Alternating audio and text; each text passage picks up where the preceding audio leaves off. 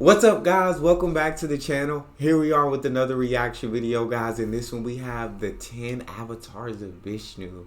We're in Hindu mythology. I'm so excited to jump into this and learn about these avatars. But before we do dive in, if you would like to support this channel by becoming a member, there's a join button down below. All you gotta do is get at a quick tap, and you receive exclusive benefits that I know you guys will enjoy. Well, let's dive into the video. Vishnu is one of the most important gods among the many Hindu deities. He is responsible for preserving and sustaining the world. To accomplish this, Vishnu assumes different forms or avatars to restore the cosmic balance and protect the world from the forces of evil. Dashavatara is a Hindu mythological concept designating the 10 incarnations of the god Vishnu. These 10 avatars or incarnations represent distinct stages of evolution, appearing at different yugas or times. In Hindu mythology, when the god Vishnu manifests on earth to restore cosmic order, he does so in different incarnations or avatars. In today's video, we'll learn about the 10 avatars of the god Vishnu and their roles in the evolution of time and the preservation of Dharma, cosmic order, and justice. Let's do it. Matsa was the first of the 10 Hindu incarnations of Vishnu. He took the form of a fish to save the world from a huge flood that threatened to destroy all life. Matsa is usually portrayed as a figure with the upper torso of a man and the lower torso of a fish, with 4 arms holding weapons and symbols of power. During the great flood of Hindu mythology, Matsa appears to save the pious and first man Manu. He advised him to build a great boat and take with him 7 sages and samples of all living creatures and seeds of all plants, as the world would undergo a renewal. When the flood happened, Matsa guided the boat to safety, and Manu became the progenitor of the new human race. Matsa represents the need to preserve wisdom in life in the face of adversity and destruction. The idea of a new beginning after a cataclysmic event makes us reflect on resilience, renewal, and the ability to overcome challenges. Matsa also highlights the importance of responsible leadership. King Manu, guided by Matsa, is the guardian of life and knowledge. He shows that leadership requires wisdom, courage, and a sense of duty towards all living beings. The Matsa avatar is celebrated during the Hindu festival of Dashavatara, which honors Vishnu's 10 incarnations. I really like that first one, coming into the form. I guess what we would kind of see as a mermaid in a sense, where the bottom half is fish, but top half is man. But then he's got 4 arms, which is cool. And then the story, kind of similar to the story of Noah's Ark, and where Vishnu tells him, right, take samples of the animals and then samples of all the plants, because the flood is coming, and everything's, I guess, gonna start anew, and it's gonna be kind of a new world. And then King Mana, was that his name, is now like the king of knowledge and life. That's interesting. Okay. So in Hindu mythology, Kurma is the 2nd incarnation of Vishnu. In this case, he took the form of a turtle to help the gods and demons contribute to the churning of the cosmic ocean, known as Samudra Manthan, and to recover the nectar of immortality, concealed at the bottom of the ocean. According to this Hindu myth, the gods and demons cooperated to obtain the nectar of immortality, which they believed would give them eternal life and power. To recover this nectar, they needed to stir up the ocean using Mount Mandara as the trigger and the Vasuki snake as the rope. When the churning began, the mountain began to sink into the ocean, as it was too heavy to be supported by the gods or demons. It was at this point that Vishnu took on the Kurma avatar, held the mountain on his back, and allowed the churning to continue. The churning of the ocean produced many things, including a poison capable of destroying all life on Earth. The god Shiva appeared and drank all of it, saving the universe from destruction. Numerous objects and creatures also emerged from the ocean, including the goddess of wealth Lakshmi and the god of medicine Dhanvantari, who carried with him the nectar of immortality. Gods and demons Ooh. fought over the nectar. Of But course. with Vishnu's help, the gods managed to defeat the demons and secure the nectar, obtaining crazy. immortality and eternal life. The Kurma avatar symbolizes stability, support, and balance. By bearing the weight of the mountain, Kurma maintains harmony between the gods and demons, allowing them to reach a common goal. This story shows the importance of cooperation, even between enemies, to achieve greater goals and collective benefits. I like that. I like that. Stability, support, and balance. Now, I was going to say, right, we got gods and demons working together. What's going on here? I never heard about gods and demons working together, but it's the story of working together with your enemies in order to achieve a common goal, right? But then once they got that immortality, they fighting over it, which we knew that was going to come, right? Because the goal was achieved. They got to the nectar of immortality. Now it became who was going to get it. Was it going to go to the gods? Was it going to go to the demons? And Vishnu pushed the balance over in favor of the gods, and the gods got the nectar of immortality. But the importance that they had to work together with the demons in order to get this nectar. God, sometimes in life, you may not want to work with somebody. That may be the last person that you will ever be willing to work with. But sometimes you need that person. Y'all got a common goal. Y'all got to work together. I'm liking this. Varaha is worshipped as the third avatar of Vishnu. He is usually depicted with a human body and a boar's head, holding a disc, a conch shell, and a war club, symbols of his divine powers. In Hindu mythology, Vishnu took the form of a boar or a human with a boar's head to rescue the earth, personified by the goddess Bhudevi from the demon Hiranyaksha, who had kidnapped her at the bottom of the cosmic ocean. Legend has it that Varaha dived to the bottom of the ocean and fought a fierce battle with the demon Hiranyaksha, killing him after an epic battle that lasted 1,000 years. Afterwards, Varaha carried Bhudevi on his tusks to her rightful place. The goddess Bhudevi was so grateful to Varaha for saving her that she became his loyal devotee and vowed to always serve him. After rescuing the goddess, Varaha rested on Mount Meru, the axis of the world, and created the universe. He is sometimes referred to as the cosmic boar, and is said to have dug the earth out of the cosmic waters with his tusks. In this redemptive mission, Varaha symbolizes the divine force, capable of rescuing and purifying. The story reminds us that, even in the most demanding circumstances, light and truth will prevail over darkness and injustice. I like that. I think the only question I have coming out of that one is in the first two, I thought like the earth had already existed. And if the earth existed, I assume that the universe had already existed. So how is this like the third avatar, Vishnu, that created the universe and dug earth up and with his horns? But so where did the first two take place on? The first two stories, but was that not Earth? And did Earth exist before the universe? I need y'all help in the comment section on that one, because that one confused me a little bit. But I like what Varaha stood for. You know what I'm saying? He went to the deepest depths of the ocean, right? Fuck that demon. Tooth and nail. Battle to the death. Won. Ended up saving the goddess. Then the goddess decided, hey, like,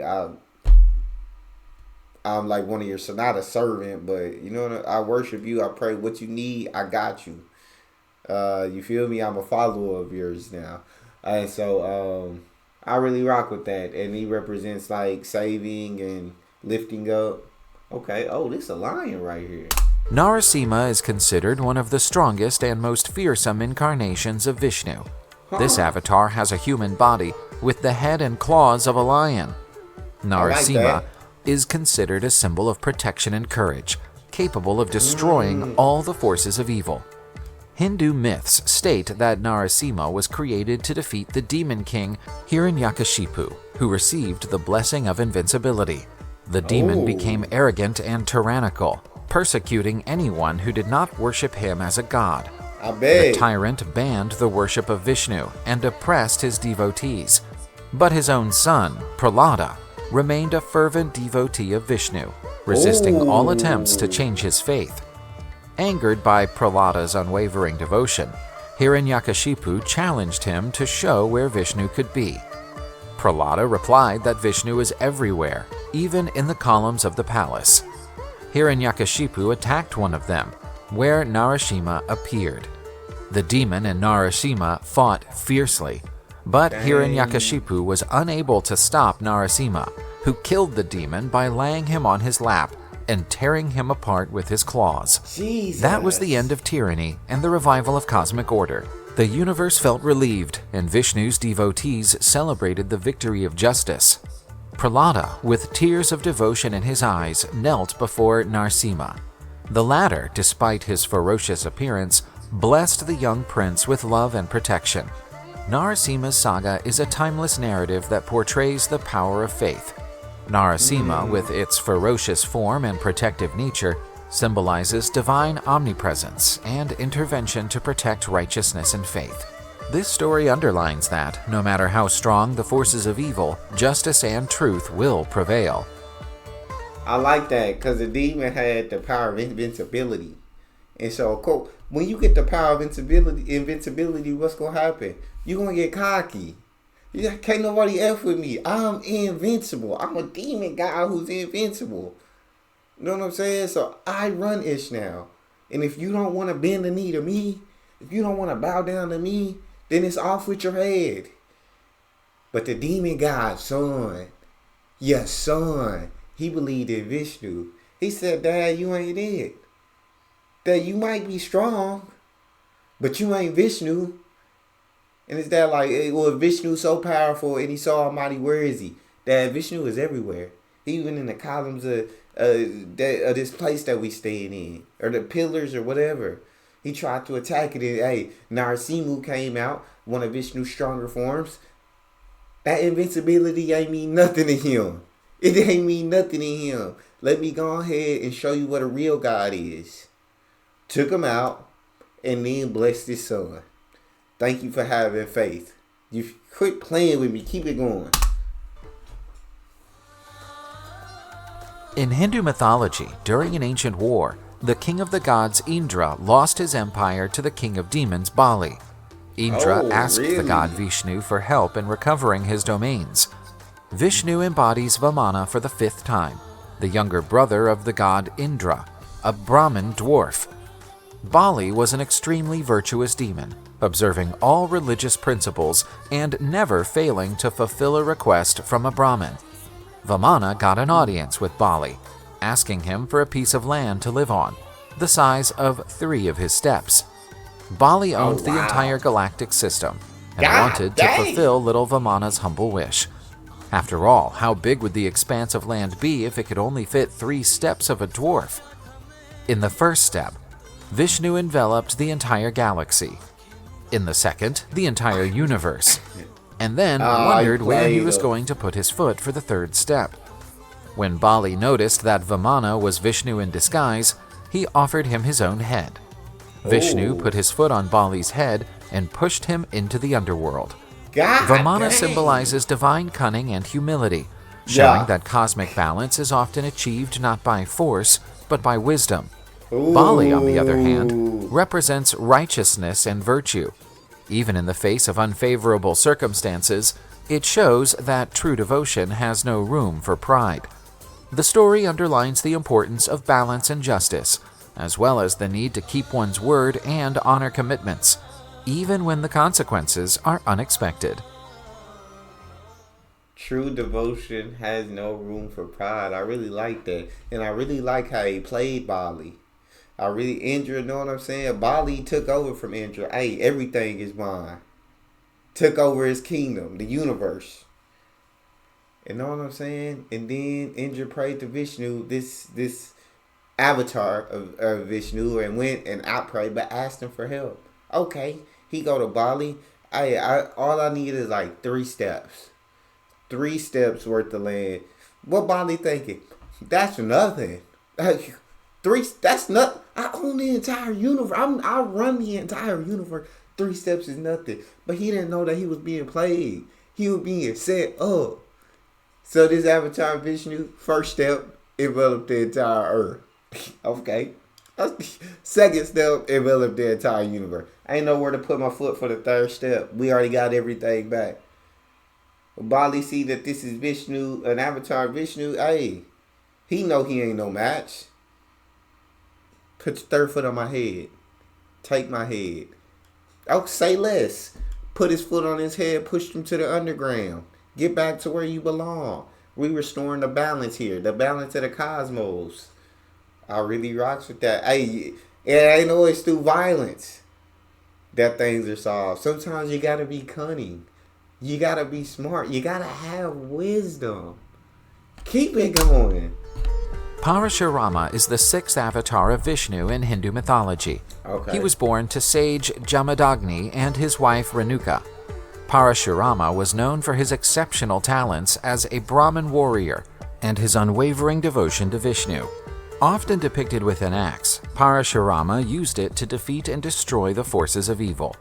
During Parasurama's time, the world lived under the tyranny of the Kshatriyas, who neglected their duties, exploited the people, and disrespected the sages and Brahmins. Can't do that. In this context, Parasurama was born into the family of a sage, with the divine purpose of punishing the corrupt Kshatriyas and restoring balance and justice.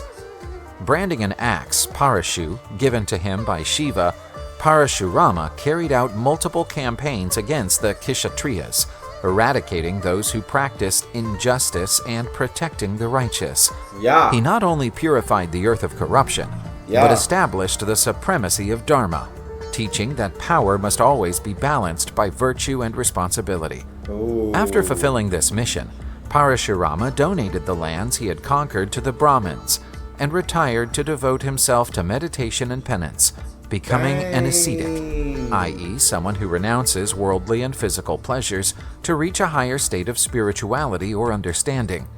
He continues to guide kings and sages to find righteousness. Unlike the previous avatars, Parasurama is immortalized in Hindu mythology not only as a ruthless warrior, but also as a dedicated ascetic, a symbol of the power of discipline and commitment to righteousness. Hey, Parasurama, I rock with you, my boy. So Parasurama, hey, the Kshatriyas, y'all know what they was called. So they was out here neglecting the people. They was ruling over everybody. They was neglecting people. They was disrespecting the Brahmas, taking everything, and they wasn't doing things right. And so my guy came through. Y'all want to be disrespectful? You want to neglect the people? Okay, I'm finna teach you about Dharma. I'm finna teach you what comes around goes around. No, but he came through and took care of anybody that worshiped these. I can't remember their names. I'm gonna say Trekkies that worshiped them and praised them. He took them out. He took the leaders out, the Trekkies out, and he restored balance to the land once again. Then gave all the land he had conquered to the Brahmas. Then went on to go into a higher plane to give up worldly possessions, anything like that, so he could exist on a higher plane. I rocks with that for sure.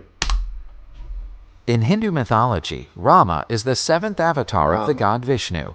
He was the king of Ayodhya and the main character in the epic Ramayana, one of the most famous Hindu texts, which narrates his adventures. It is a genuine manual of ethics, duty, and dharma. In this epic, Rama is described as an ideal king and person. He is one of the most worshipped Hindu deities in India, and this incarnation of Vishnu is also the most famous. Rama was the eldest son of King Dasharatha and Kausalya. He married Sita, the daughter of King Janaka, in the Swayamvara ceremony. During this event, Sita's suitors had to assemble a powerful bow and consecutively shoot an arrow at 7 trees. Only Rama, as the incarnation of Vishnu, was was able to accomplish this task. When he was banished to the forest for 14 years after his stepmother Kalkeyi wanted her son Bharata to be the king of Ayodhya, Rama set out on a path of self-discovery and enlightenment, helped by his wife Sita and loyal brother Lakshmana. One day, Rama and Lakshmana went hunting and left Sita alone. She was kidnapped by the demon king Ravana. He had 10 heads and 20 arms and ruled over Lanka. He held Sita captive in revenge. To rescue Sita, Rama formed an alliance with Sugriva's monkey army, led by the undeterred and devout Hanuman. Together, they built a huge bridge to Lanka, Ravana's fortress island, in preparation for the imminent confrontation. The decisive point of the battle was the duel between Rama and Ravana. The latter, using his mystical powers and superhuman strength, was a worthy adversary. On the other hand, Rama personified virtue and dharma, with a divine bow and arrows offered by the gods. The fight was long and arduous. Both combatants exhibited extraordinary skills. Ravana cast spells and summoned demonic creatures, while Rama responded with divine arrows and the power of his virtue. Each of Ravana's attacks was countered by Rama, who remained steadfast. The battle reached its climax when Rama, under the guidance of the wind god Vayu, and armed with the knowledge he had acquired from the sages, launched the divine arrow of Brahma at Ravana. It pierced his heart, and he fell defeated. It was the victory of good over evil, of justice over injustice. After the end of his exile, Rama returned to Ayodhya as a hero and was crowned king. Today, Rama is revered for his courage, virtue, bravery, and absolute devotion to his wife and to Ayodhya. I love that. I love that. Courage, virtue, bravery, absolute devotion to his wife. Know what I'm saying? The demon, he first of all shouldn't even got ripped of his kingdom, but stepmom wanted to her son to have the throne. So Rama and Sita, Rama went into banishment. Sita stood by his side through all that. Respect that, Sita. And then this demon god, this demon king, you thought you could take Sita? You thought you could take Rama, woman? And you wasn't going to have to pay no consequences? Oh. So what my boy Rama do? Rama go hook up with the Monkey King and the Monkey Army. Hanuman, I think was the Monkey King name. Hey, y'all come help me fight. And they like, let's go. Let's ride. Say less. And so they pull up on Ravana. And Ravana, know what I'm saying? Ravana, he ain't weak. He out there fighting hard. He giving it everything he got. And they fight. And Rama fight, but he keep throwing these spells. He throwing everything he got at Rama. But Rama ain't having it. Rama like, I got something for all that. I got, you not going to win this fight. That's my woman. You got my woman. Ain't no way I'm letting you win this fight. So then he pulled out that arrow. From the arrow of the Brahmins, the divine arrow, pierced Ravana in his heart. You dead. It's a wrap. I told you ain't getting my woman. And now my guy go back to Ethiopia, which is supposed to be his kingdom from the jump, but stepmother tried to take it from him. Now my guy popular. Everybody praising him. Everybody worship him. And he get his kingdom back. Talk to me now. Krishna is one of the most famous and fascinating characters in Hindu mythology. Yes. He is Vishnu's 8th earthly existence and the sacred reincarnation most revered by Indians. He is usually depicted as a blue-skinned cowherd who loves to play the flute to enthrall all living beings. Krishna is known for his love of Radha, his divine consort. Krishna's story begins with his birth in a prison cell in Mathura, where his parents, Vasudeva and Devaki, were being held captive by the cruel king Kamsa. Fearing a prophecy that foretold his death at the hands of Devaki's 8th child, Kamsa imprisoned the couple. But at the moment of Krishna's birth, their chains miraculously snapped. The prison doors opened, and Vasudeva took Krishna along the Yamuna River to Vrindavan, where he was raised by Yashoda and Nanda. Vrindavan became Krishna's divine playground. It was there that he pulled off countless pranks, which are remembered and celebrated to this day. One of the most cherished is that of Krishna stealing butter from the gopis' houses, earning him the nickname Makan Chor, butter thief. Krishna was not only a cheeky boy, but also a loving protector. He saved Vrindavan from various calamities, which proved his divinity. When the serpent demon Kaliya poisoned the river Yamuna, Krishna subdued Kaliya with his divine dance over the serpents' heads, purifying the waters and saving the villagers. The later phase of Krishna's life is filled with heroic deeds and political cunning. The god is also known for his teachings on the path of righteousness and his role as guide and friend to the hero Arjuna in the Indian epic poem Bhagavad Gita. In it, the master guides his disciple Arjuna in the battle of Kurukshetra between the Kauravas and Pandavas, fought to combat good and evil. Krishna is celebrated annually at the Jamashtami festival, which honors his birth and legacy. With his delightful flute and profound wisdom, he continues to be a source of inspiration and devotion in Hinduism, whether as the mischievous boy from Vrindavan or as Arjuna's spiritual guide.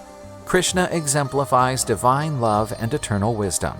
His teachings in the Bhagavad Gita continue to have an impact on devout hearts, illuminating the path towards spiritual fulfillment and harmony with the divine. In addition to Hinduism, Krishna is also venerated by some followers of the Hare Krishna movement. Originating in the 20th century, the Hare Krishna chant Krishna's names and perform devotional practices to achieve spiritual enlightenment. What I like about Krishna is that he was a mischievous child, right? But being mischievous, he was also a righteous protector. And any time, I guess the place where he was at was in jeopardy, he came and he saved the day. So I love that he was mischievous, he was righteous, he was cunning. It all sounds pretty awesome for a god. Like, when you think of gods, I guess you don't think of like them having a like little mischievousness to them, a little cunning. You just think, hey, like, I'm God, everything I do is absolute. And so I think that's really cool. Practices to achieve spiritual enlightenment. In Hinduism, Buddha is revered as the ninth avatar of Vishnu, a divine incarnation who brought with him messages of compassion, nonviolence, and enlightenment. This belief is based on the idea that Vishnu, the preserver god of Hinduism, takes on various forms or avatars to restore cosmic order and protect the world from evil. As a rule, most Hindus believe that Gautama Buddha was another incarnation of Vishnu. However, most Buddhists do not share this belief. This issue is critical for both religions, as Vishnu and Buddha are deeply venerated. Vishnu took the form of Buddha to eradicate pain and suffering, teaching the path of renunciation and enlightenment.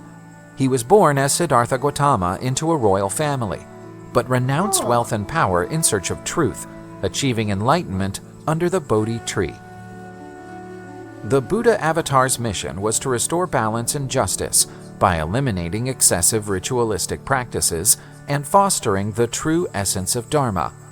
Central to Buddha's teachings are the Four Noble Truths, diagnosing the nature of human suffering and prescribing a path based on ethics, meditation, and wisdom to achieve nirvana, the state of liberation and peace. The presence of Buddha in the avatar tradition of Vishnu points to Hinduism's capacity to absorb and harmonize different currents of thought, valuing spiritual diversity and recognizing underlying unity. As a Vishnu avatar, Buddha is a prominent example of harmony and mutual respect between religious traditions in India. He is revered as a compassionate guide who illuminates the path of wisdom and compassion, teaching how to overcome suffering and reach inner truth. Whether as the founder of Buddhism or the incarnation of Vishnu, Buddha continues to be a source of light and peace for humanity. I love that. I love that Buddha is a source of light and peace for humanity, that he taught nonviolence, that he renounced wealth and power, or whatever, that he renounced these things. I guess in order to lead a more enlightened life and show others that light. I think that's an incredibly beautiful thing. Definitely sounds like a God of peace. And definitely sounds like someone worthy of worship. Love that. Kalki, the Destroyer, is the 10th and final incarnation of Vishnu. Okay. According to Hindu belief, Vishnu materializes on earth whenever the world is threatened by evil and chaos, with the aim of restoring order and righteousness. In Hindu cosmology, Kalki is prophesied as the 10th and final avatar of Vishnu, who is destined to appear in the future to usher in the end of the current age, known as Kali Yuga, and begin a new era of truth and virtue, Satya Yuga. Kalki is often portrayed as a warrior on a white horse, wielding a flaming sword, which symbolizes the destruction of evil and the re-establishment of Dharma. According to some Hindu texts, Kalki will be joined by a group of Saptarishi warriors who will help him in his mission to restore order to the world. The god will establish a new era of truth and righteousness, and his teachings will put an end to the cycle of birth, death, and rebirth. Oh, Kalki is considered a symbol of really? hope and renewal in Hinduism. His appearance is eagerly awaited by many Hindus. They believe that his arrival is imminent and that the signs of his coming are evident in the world today. Bro, this is crazy. This was so cool to learn, like, the 10 avatars. I'll make sure there's no more. Okay. And so Kaki is one that hasn't came yet, but will come in the future in order to restore things. They said his teachings will get rid of birth, death, and rebirth, which is, that's crazy to think about. But he's a warrior. He's often depicted as a warrior upon a white horse. And yeah, he's going to come with his warriors and come and fight against, assume, chaos and all the problems that we got here on Earth in the first place. Because the world we living in is, I can definitely see it going down a path where Kaki going to have to come down and, I guess, what did I say? He's going to have to come down and renew things, I guess, in a sense, for a lack of a better term. But learning about these 10 avatars of Vishnu was pretty cool. And every avatar of Vishnu was definitely helpful to the world and helpful to the universe in one form or another. They were all gods and avatars worthy of being praised. And I love that each one stood for something. And each one was like perfect for that time in humanity. I found that to be really, really awesome. So I really like the Hindu mythology with this one. And let me know what you guys think in the comment section. If you enjoyed that, please don't forget to subscribe, get a video a like, and check out the next one. It's your boy Neal, out.